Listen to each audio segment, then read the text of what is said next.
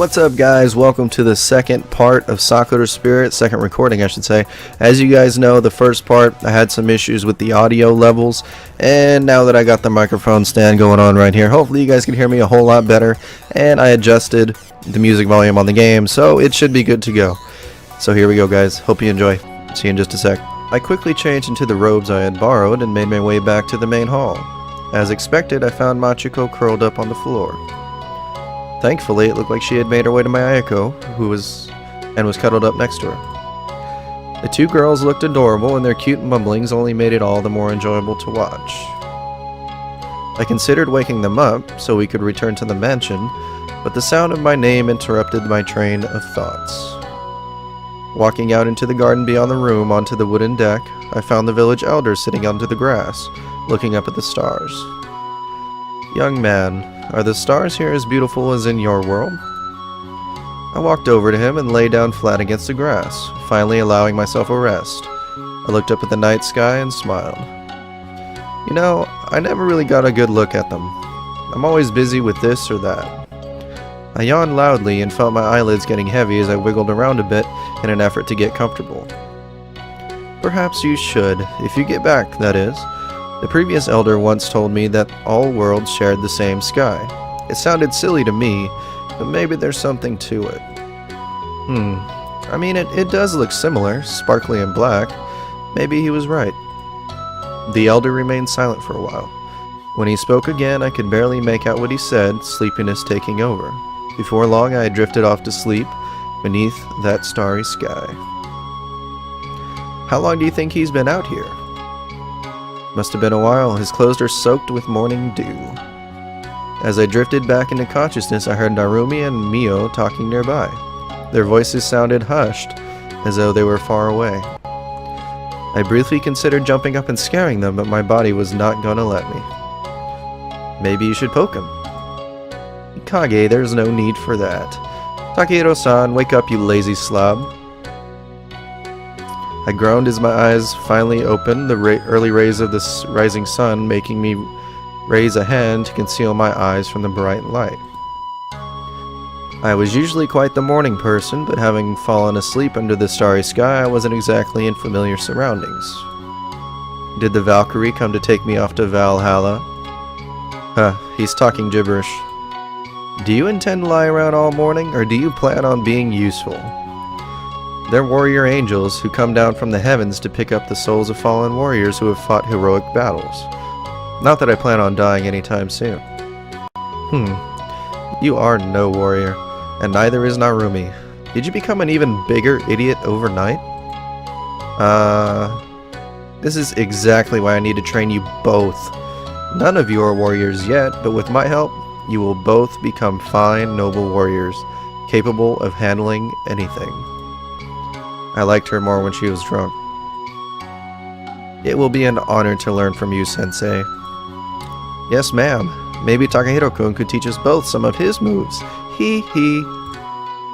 An excellent suggestion, Narumi. I believe he is a competent fighter and learning more than simply how to use a weapon, but to fight without one too would be a very convenient skill to have. However, work cannot begin like this. You need to get changed, eat, and wake up. Get to it. But the grass is kind of soft here, and the view is pretty nice. I can imagine so, buddy. Yeah, but if we leave, these mountains will disappear. That's a convincing argument, Narumi-chan. But I wonder, which mountain would be the most difficult to climb? Mount Mio or Mount Narumi? Enough of this idiotic banter, you bumbling buffoon of a boy. Mio-sensei, can I ask you something? What is it? We've been overwhelmed by the power of your Sun.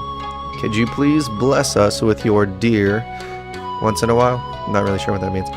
You'd like that too, wouldn't you, Narumi-chan? You might need to explain that. I don't really know what that means. Sorry, Takehiro-kun. Never mind. Don't worry about it. I'm just saying she should be less of a meanie pants and show us a bit of love and affection. What happened to motivating your troops? Meanie pants? Will you stop making such ridiculous comments? I ought to slap some respect into you. Haha, angry Mio. I kind of missed the Mio I saw at the hot springs yesterday. That was someone... Oh no, that was something completely unrelated. You don't know what you're talking about. Stop saying such embarrassing things. Jeez. A personality disorder.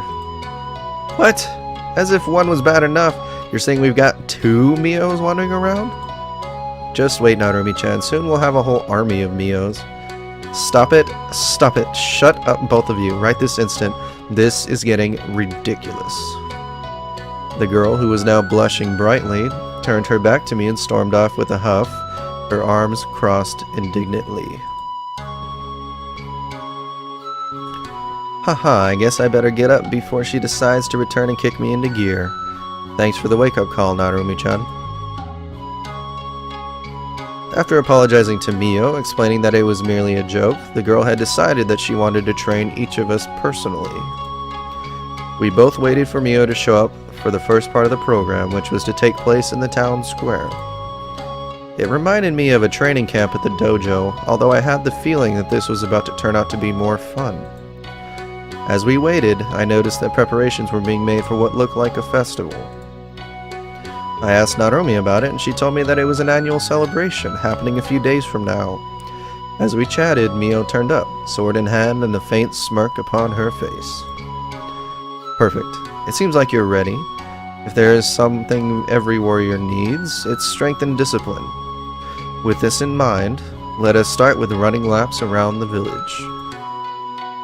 No, not laps. That's all? Yes, and those who slack off will be punished. Now run. Without any warning, Mio drew her sword and pointed it at the 2 of us. Cringing, Narumi tugged at my arm, making it clear that our teacher was not joking. Let's get down to it, shall we? Oh no, she's enjoying this way too much. We will defeat those spirits. Oh boy.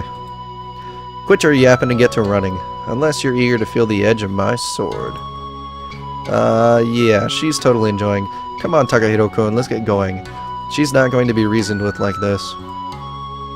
She's a frickin' drill sergeant. As I started to run alongside Narumi, I decided to finally take the exercise seriously. All things considered, I was surprised at the pace Narumi was running at. Even though I felt like I could brag a bit about my own physical strength, her stamina was clearly superior to mine. After several hours of running, really? Damn, I found myself on my back. My breathing was ragged and heavy while Narumi was still standing upright, although visibly exhausted, judging from her panting. Mio had been keeping up with us, and while she was panting too, she still looked fit to fight and ready to go. Do you do this every day? Not every day, no. Otherwise we would get no patrolling done. But I cannot fault you for your spirit. You both did well. That was harder than anything we've done before. I wouldn't be surprised if Mio-san ends up being the final boss someday. Your strength and stamina are clearly beyond human capabilities. Clearly, maybe she's some kind of spirit here to be mean to us on a superhuman level. Narumi, how would you like to run 10 more laps around the village? No, I'm sorry, Grey Mio. Please forgive me. I was just kidding. You think we'll be allowed a break if we pray to the almighty guardian spirit of this village? I eyed Mio as I attempted to hold back my smile, clapping my hands together in a prayer. Narumi giggled and followed my example. Oh, mighty Mio-sama, you who watch over this village, please bless us with a short break, and maybe a lot of money and a beautiful wife, and... Okay, a break is fine. You 2 idiots want a break that badly? Fine, I have an idea. Elder Sama needs his baths cleaned. That ought to loosen you up for the next part of the training. You hear that, Narumi-chan? We get to play at the hot springs. Yeah. Clapping my hands one final time, I took Narumi and Mio's hands by surprise and dragged the 2 girls towards the village elder's house. What are you doing? Let go of me right this instant. Mio-san, it wouldn't do you any good to be serious like that all the time. Let's have some fun. The 3 of us quickly reached the hot springs and were soon preparing to begin our work.